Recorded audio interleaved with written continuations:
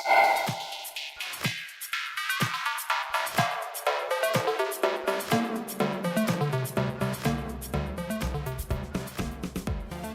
and welcome to Checking the Vitals, a podcast powered by Specialty Care. I'm Todd Schlosser, and joining me today is Sherri Mckinney, Regional Director of Communications for the American Red Cross. In this episode, we examine what has led us to the current blood crisis in America and how this issue is impacting hospitals, healthcare workers, and patients. We also discuss how we can all work together to overcome this crisis. Enjoy the conversation. So, Sherri Mckinney, thank you so much for joining us here today on Checking the Vitals. We really appreciate you taking the time today. Well, we appreciate you letting the Red Cross come out and tell our story. Absolutely. And the main reason we reached out and you so politely, accepted our invitation to join us on the podcast was because the Red Cross has recently declared that there's a blood crisis in the U.S. And I really wanted to dig into, a lot of aspects of that. But let's start out with, what does it take to get the American Red Cross to say that there's a blood crisis? Like, what are the criteria that has to be met for that to be announced? Well, unfortunately, it's not just the Red Cross that's declaring this. It's the entire healthcare system. Okay. And blood donation organizations like the American Red Cross. It's not just our crisis. In fact, it's everyone's crisis. Sure. Basically, we have been seeing numbers decline of blood donations for the past 7 to 8 months and all summer long, and in the summertime, Typically our numbers do drop for donations. But especially during the pandemic and post, this summer when people were getting out after being vaccinated, they had other things on their mind besides donating blood. And so our numbers dropped even more. And then, of course, there's still people who are afraid of getting out, who were regular donators, and they aren't donating now. So it's been literally the perfect storm. We have less than a day's supply of blood on the shelves. Oh, wow. Okay. So can I ask just a very basic question, just for my own understanding, what is a normal days of supply? It sounds like you have thresholds, right? Is it like a week supply is normal or 3 days is normal? What is normal? Well, I'll give you an example. We have had to almost ration out the blood products going out because we are servicing the region's only top trauma center, which is Vanderbilt Medical. Yes. And we're not able always to service them the way that we have in the past because the units just aren't available on the shelves. Mm-hmm. And so it's pretty dramatic when you open up the coolers at the Red Cross and you see what used to be filled bins, maybe a quarter full right now. Wow. Okay. It's pretty dramatic. And the fact of the matter is that this, like I said, this isn't just a Red Cross issue. This isn't just a hospital issue. This is a national healthcare issue. Yeah. This is something that affects literally all of us. Considering that whenever there is a car accident, your typical trauma car accident, that patient typically will have somewhere around 100 units of blood, and a unit of blood is 1 pint. So if you go in and you donate 1 pint of whole blood, that's one of the 100 that can typically be used in a severe trauma case. Oh, wow. We just don't have that right now. You just don't have the stock on hand for that. So, No. I know because we sort of work in the healthcare space as well and deal with hospitals and operating rooms. It's not just trauma cases that need blood. It's sort of any operation may not, but could need blood. So this doesn't just impact, people who are having serious vehicular accidents or whatever. This is maybe even planned surgeries who have something that doesn't go the way they necessarily think it will, and they need that blood supply. So it impacts really everyone at every facet of the healthcare sort of realm, if you will. Yes, it does. And for example, yesterday I spoke with a mother of a child who will be 1 year old next week. Her name is Charlie Chance. Okay. Charlie was diagnosed with leukemia at 6 months old.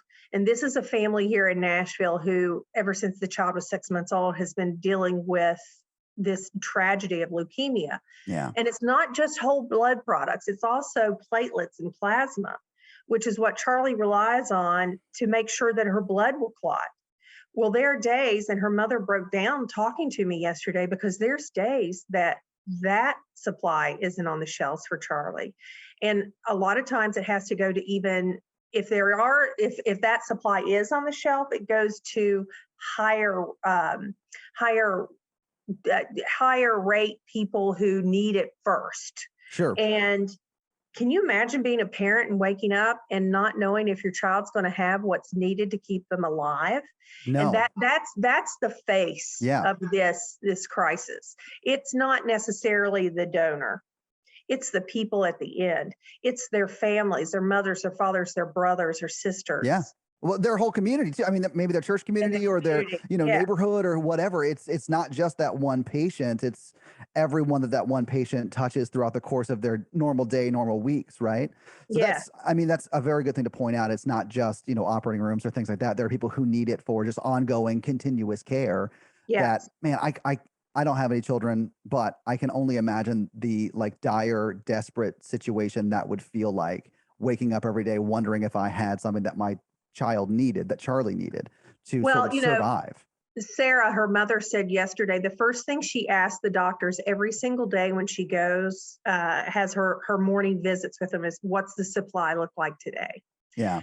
And that's not a question a mother who is going through having their child go through leukemia and chemo treatments. That's something a mother shouldn't have to think about. No, she has much bigger things to worry about. Right. But Yeah. that's one story. That's just one story of literally thousands every day of parents and loved ones and family and friends who sit back and wonder if their loved one will have that supply on hand to treat them. Yeah. So let's talk a little bit about and you sort of mentioned this earlier about the sort of the perfect storm. So like the pandemic and levels or, donation levels, I should say, were already a little bit lower because of that.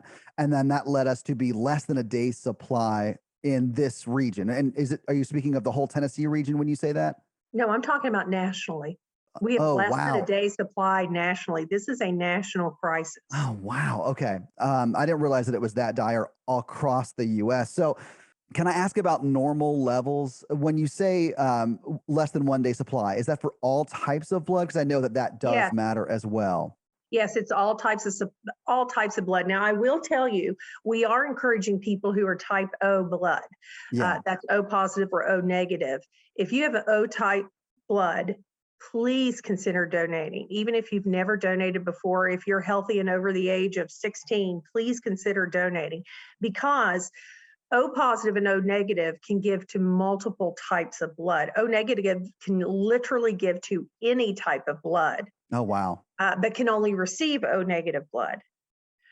So many times in emergency rooms, that's the blood that they need first and foremost is O negative, because when you come in after a trauma situation or in a dire situation where you need blood quickly, they're not going to type your blood first. They're going to go grab that O negative and give it to you knowing it will work.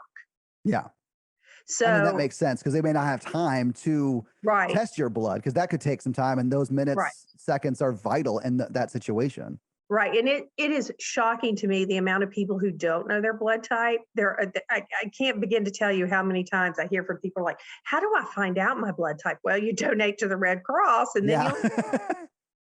you'll know. And I will tell you the best part about what we do with the American Red Cross is that we have made it so easy for folks to donate. All they have to do is go out to redcrossblood.org Mhm. to sign up to donate.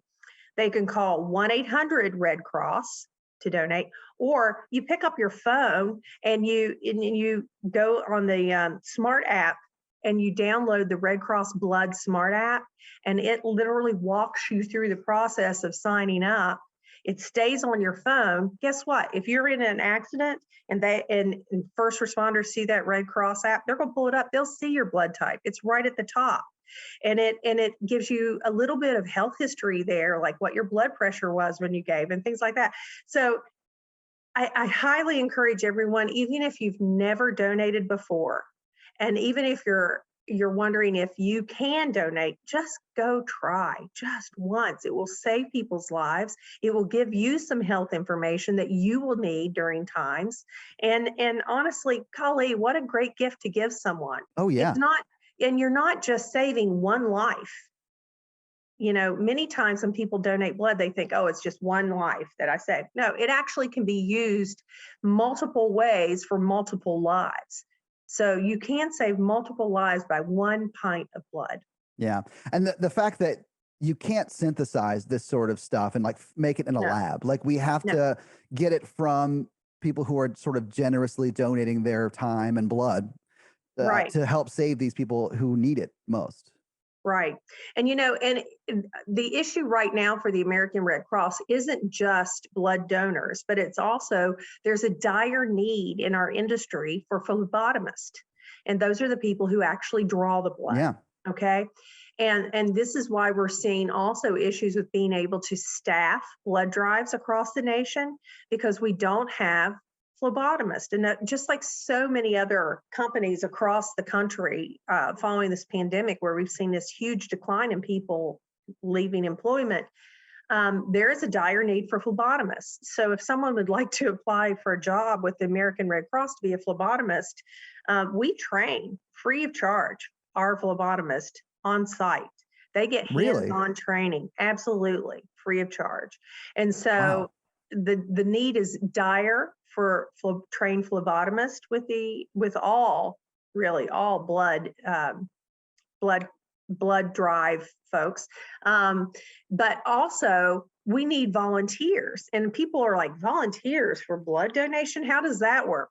Well, Yeah. there is a current huge need in the Nashville market for blood transport drivers, and these are the folks who come to the American Red Cross daily, and they pick up the units that have been tested and approved to be used.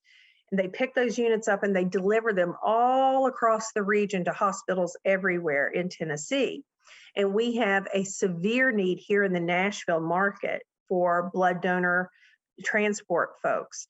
And that's a great way that you can volunteer a couple hours a week, maybe, as much as you'd like, but there's a daily need for that also. So, and Red Cross is open doing some type of blood work 24 hours, 7 days a week. Wow. And I'd imagine that there's a place that people can go to sign up to be a volunteer, to sign up to start that training for the phlebotomist program, where they can get hands-on training. Is there a place that we could maybe plug that they could go to sign up for that stuff? So the American Red Cross actually has two websites. One is redcrossblood.org, which focuses primarily just on our blood mission. The other is redcross.org, and that is our general umbrella type website that talks about everything that we do. And that is also the place where we list our open opportunities. All right. So redcrossblood.org and then just redcross.org are the two places to go to sign up to volunteer, or I'd imagine even look for donation centers where you could drive and just, sign in and donate blood. Yeah. Yes. And look for ways that you can help in your community with blood drives, with responding to disasters, with helping service to armed forces. Yeah. The American Red Cross is more than just blood. We work with the armed forces. We work responding to disasters daily with home fires and also with natural disasters like tornadoes and floods and hurricanes. And also we work with training services. We're out there teaching swimming lessons to little children. We're out there teaching lifeguard lessons. We're out there teaching how to use AED and CPR. And so, I highly encourage your listeners to please go out to redcross.org and just look at the opportunities that are there. That is one thing with the pandemic, I think, that has given us all the opportunity is to educate ourselves a little bit more about something new. For some of us like myself, I took up cooking more and learning more about how to be a better chef in the home, but for others, think about what you can do if you learn a life-saving technique. Yeah. How empowering that is. Like learning CPR or, things like that, or like Heimlich maneuvers, that kind of stuff. Yeah, absolutely. And I just thought of this while you were mentioning, a lot of people during the pandemic have been working remotely, the people that can. And I'd imagine that a lot of I call them proactive blood drives. Forgive me, that's probably not what the Red Cross calls them, but that's where the Red Cross comes to your office, sets up in like a conference room and gives blood. That was my first experience with giving blood. Was I was working at like a big call center in college, and the Red Cross just came, and because we had like 1,000 employees in that building, and we just signed up and gave blood, So that was sort of my first experience with it. I'd imagine that sort of collection is down now because offices are sort of running on a skeleton crew or not at all. Everyone's remote. And another thing that also affected us greatly, you're right, folks working remotely and companies closing their doors. Yeah. And I'm still working remotely, quite frankly. The Red Cross many of us have been working remotely in the humanitarian side Sure. for 2 years. We're going into our third year, which is hard to believe. But, we saw such a dramatic drop, though, with blood drives with universities and high schools. That's where we were having a lot of success with our blood drives. And when the pandemic hit, those pretty much stopped. So again, yes, we are able to come to your organization, your company, your school, your church, your neighborhood clubhouse. We've had, blood drives at clubhouse. But the thing to remember is that, again, as I said, we're facing a shortage of phlebotomists. So right now we're not even able to have as many blood drives as we used to. You can't even staff those proactive blood drives, for lack of a better. Yeah. Okay. And what people need to understand is that it's not just about donating blood today or trying to have a blood drive this week. It's about donating blood every 56 days, if you can. Yeah. And figuring out how you can have continuous blood drives so that cycle remains constant. Yeah. The thing with whole blood is you can donate every 56 days. With platelets, you can donate every 11 days. Oh, I didn't realize it was that much shorter for just platelets. Yeah. Wow. Yeah. Okay. Yes. And then when you donate Power Red, which is like donating a double red dose, literally, whole blood, it's double the 56. Okay. So you just need to keep that constant going. I donate literally every 56 days on the dot. Yeah. And have pretty much the same appointment time on the same day every 56 days. And I use my smart app, my Red Cross Blood app. And, and it sends me reminders that my appointment's coming up. And that way, first and foremost, it's on the forefront of my memory. And secondly, I know I'm taking my responsibility seriously by scheduling it. Absolutely. And I'd imagine that Red Cross blood donation app is linked to on your website. In fact, I just literally, just to show people how easy it is, I Googled Red Cross blood app, and the first clickable link was to redcrossblood.org blood donor app HTML. Yeah. So that's how easy it is to find. I'm sure you can just search it in the Google App Store or the Apple App Store and find it there and download it from there. I'd imagine that a lot of the steps that the Red Cross is taking with this blood crisis nationwide is just sort of trying to find ways to get people to go donate blood or get the information out there, the resources out there, so people can proactively go and schedule their own appointments. So I'd imagine all that's available through the app. Absolutely. Everything is available through the app. And I will tell you, with the blood app, you can see locations that you can go to easily that are close to your home or your business or wherever you may want to go to donate blood. Even if you're traveling, I know there's one gentleman who has donated blood. I think he's on his 500th donation. He's already given 500 times, and he travels a lot. And so he keeps that 56 days going he'll look at his calendar and see where he is. And if he's going to be in Phoenix, Arizona, he puts in Phoenix, Arizona on his smart app and makes that appointment. So it literally it travels with you. Yeah. So as long as you're eligible to donate, you can donate. Can I ask a little bit about, I know, and you mentioned this earlier even, a lot of people are just staying in because they're nervous about the ongoing pandemic as we enter our third year. Right. Is the American Red Cross taking steps to help alleviate some of those concerns when people go to actually donate in these facilities? Are you taking sort of extra precautions? And then can we talk about what some of those are? Yes, of course, we're operating under CDC guidelines for COVID protocol. And that means that regardless if you're vaccinated or not, you're going to have to wear a mask the entire time that you're in a Red Cross drive or facility.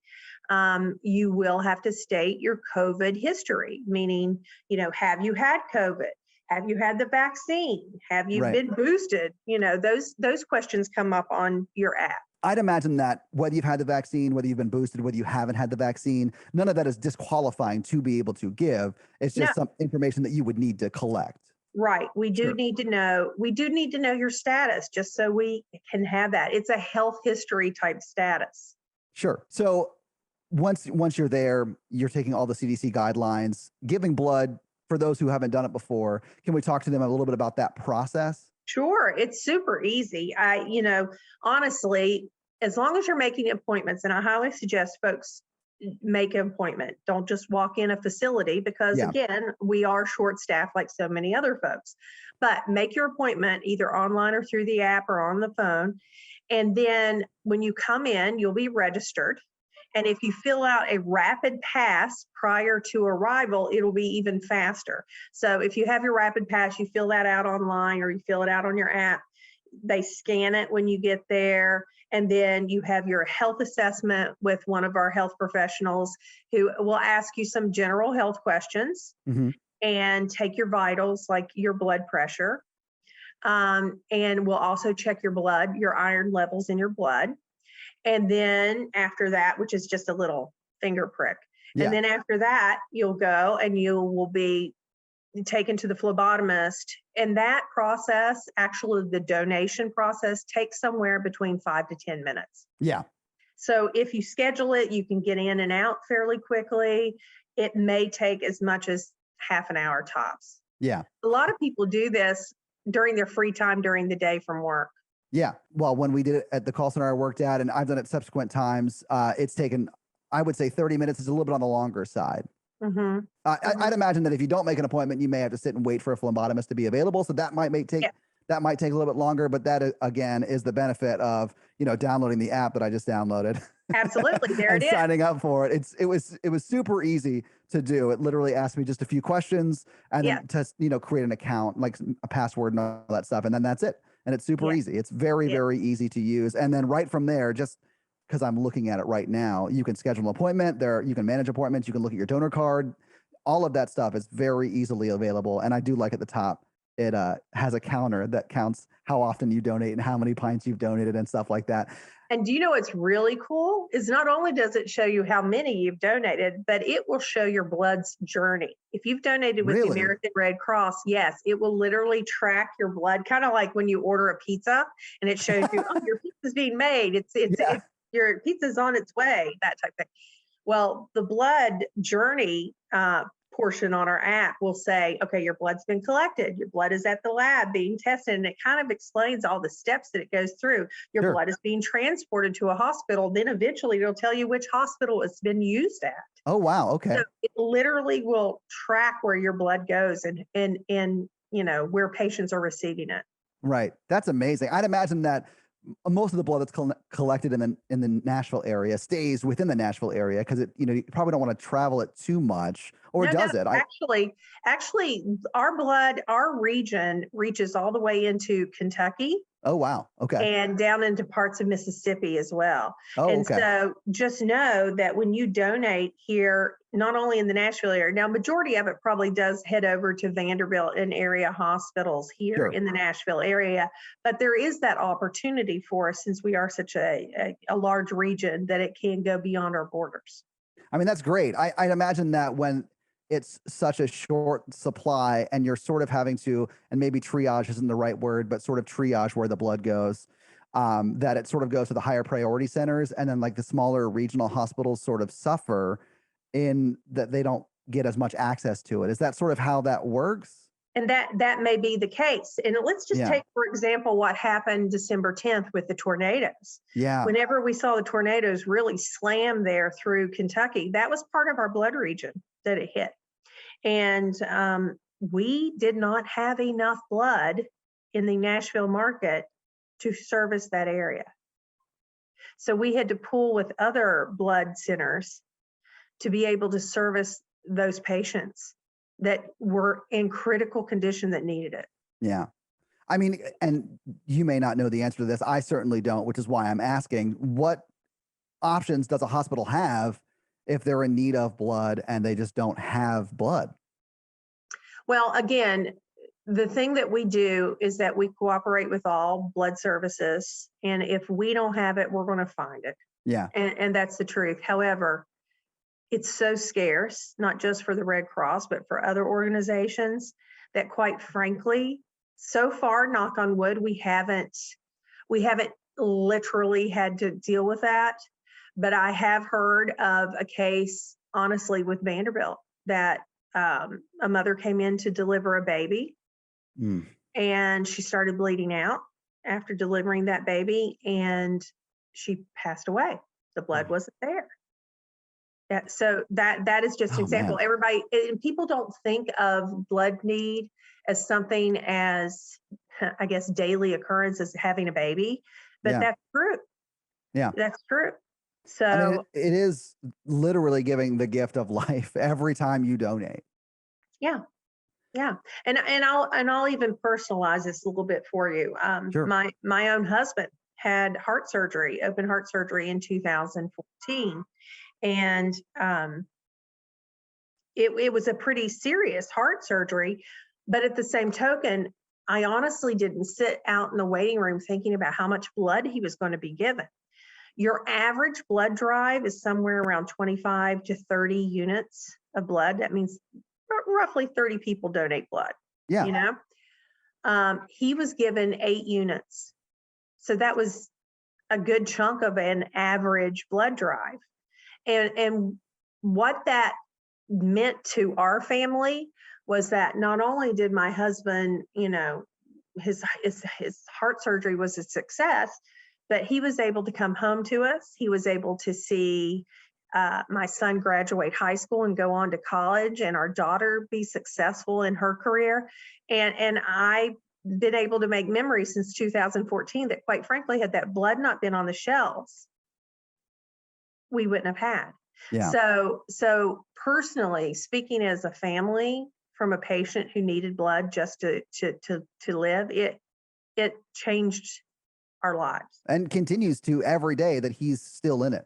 Every day. And people just don't realize that tidal wave of impact. They just don't. I mean, I sort of look at myself as like a basic sort of middle of the road American. And I would say that it's not something I think about all the time. You know, until I came across the article, and I got to be honest with you, there was a lot of stats on your website that sort of blew me away as I was reading about it. And one of them was that every 2 seconds, someone in the US needs blood or platelets. And that is literally 30 people a minute that need, and 30 people is a full blood drive. Yes, there you go. That's amazing. And that's going on every day, every minute of every day that need is there. So that I'd imagine that is just an oppressive amount of blood that needs to be collected every day, not just by the American Red Cross, but sort of by everyone who collects it. And if there's anything that I can do or that we can do as a collective community, it would be sign up, give blood today as soon as possible. Right. And then every 56 days or every 11 days if it's just platelets, right? Right. We have so many people that come into the Nashville area chapter to donate platelets that come in on the regular. Yeah. And it is I'd imagine, since it's a blood crisis, it is just the regular blood donation that is needed right now. No. It is all blood products that are needed right now. Okay. So is there a reason that, you know, if I came in just giving blood, do I determine whether I want to give platelets or blood, or I think you said Power Red. Power Red. Thank you. Is that something that I determine, or is that something that, like, say if I am type O negative, which I'm not, I'm B positive, but if I was, would I be then asked, hey, would you mind giving Power Red because it can be used more? Actually, if you are a prime candidate that they're looking for Power Reds, they will ask you if you would mind donating Power Reds. It takes a little longer. It takes about 45 minutes. Yeah. Platelet and plasma donation takes somewhere around 2 hours. Yeah. And you know, the people who come in to donate platelets and plasma are truly heroes to me, because I'm one of these people, I don't like to sit still very often. And I'm the same way. And you do have to sit still. We have movies that folks watch during that time. And, our phlebotomists that work with the plasma and platelet donation folks are great to make sure that if they need a drink or whatever, they'll help them out, because literally your arms are placed out and you can't move your arms for 2 hours. Yeah. Because you've got blood going out and product coming back in. Yeah. And so once it's spun apart, the white and red cells. And so, I can't begin to tell you. I've done it once. I'm not going to lie. Yeah. Again, did I mention I don't sit still well? But every time I did it on my birthday, actually, I donated platelets on my birthday and felt like that was the best gift I could give myself, was knowing that I was helping out someone who was really needing it. But it's something that I personally have to talk myself up for. But there's people who do it every 11 days on the dot. That's amazing. And I'm amazed by those folks. I have done it once as well, and I don't sit well either, but I will be honest with you. They kept me placated with, I believe it was The Emperor's New Groove that was playing on the TV, and Diet Cokes. I think I had 4 Diet Cokes, but it is sort of an interesting experience. And I'll be honest with you, I do not love needles, but it's not as bad as I thought it would be initially, like with my first giving blood experience. Yeah. In fact, the finger prick scared me more than the actual needle itself, which when you think about that, the needle prick is nothing. It is nothing. It's and so honestly, easy. Let's think about every time when folks donate, I'd love for them to think about little Charlie Chance. Yeah. Who is having 3 transfusions a day. Yeah. A day. So that one little blood stick that you have every 56 days, is that really that bad? Is that really that bad? No, it's not. Speaking as someone who's scared of needles, like I do not like needles. I literally just turn my head the other way and I barely feel it. And then they put gauze over it and I don't see it. And I just don't think about it. It's very, very easy, at least for me, to get over. Yes, it is. I mean, if you've ever had to have labs drawn or whatever, it's the same thing. And so it just takes a little longer because you're not just filling up little tubes. And they do take tubes while you're being tested. And that's the really cool thing too, is this is a full lab workup. So if there's an issue, you're going to know about it. Or, like Vitals, like you said, you downloaded that app. It will tell you things from what they gather from that information from your blood draw. So, there's a lot of benefits to this. And by the way, you do lose weight when you donate blood. You do. That wasn't at the forefront of my mind, but I like that that's something that came out during this episode. You do. You lose weight and you burn a lot of calories. Yeah. Interesting. Okay. Which is crazy to think about, but it's true. So we've talked a lot about, how we can give blood, how to download the app to find a place close to you, that sort of thing. What are some other things that could be helpful during this time? Well, we like to tell people that whenever they get involved with the American Red Cross, they can donate their time, their talent, or their treasures. Their time by volunteering, by going to your local chapters, and we have local chapters all throughout the state that you can find on redcross.org/Tennessee. Okay. And you can donate as a volunteer your time. And there is literally a volunteer job for everyone. If you want to work disaster, great. We will help you, train you free how to work a disaster. If you were an admin and you'd like to do some administrative work, great. We have that job too. If you are a communicator and would like to do media relations work with me, great. I'm going to train you. I'm going to use you like that. So there's lots of opportunities for volunteering. Talent, time, talent, treasure, right? Talents are also volunteering or stepping up and finding out if you want to be a phlebotomist, how you can do it. And treasure is literally donating funds. It is so expensive to take care of people during a disaster. And that is one of our, our main missions that we do is we respond. We're like the fire trucks are there, the police officers are there, and then in rolls the Red Cross typically. And we're often one of the first in and one of the last out. And that is because we provide more than just, hey, how are you doing? Do you need some food? Do you need a place to sleep? We're also there providing things like mental health services. If you've lost your prescriptions in a home fire, we have a health services person who can get those replaced quickly. if you suffered, God forbid, a loss in a home fire or a natural disaster, and you need to talk to a mental health provider, we have volunteers who do that. So there's so many opportunities to get involved with the American Red Cross. And literally, we are in every community across the United States. And, Claire Barton, we just celebrated her 200th birthday back on Christmas Day, actually. Oh, wow. And so Claire Barton had this vision of mission, a vision of helping those. And we actually started on the battlefield. Yeah. And that was her vision, was servicing those men on the battlefield. And quite frankly, we are still very proud to say that we still step up for our servicemen and women and their families. For example, if there is a service man or woman who is overseas and a family member gets sick and needs them to come home, it is not the military that's sending them home. It is the American Red Cross bringing them home for their family. Oh, wow. And we're there to provide many services to the military. And so literally there is something for everyone with the Red Cross. Yeah. There is something for everyone.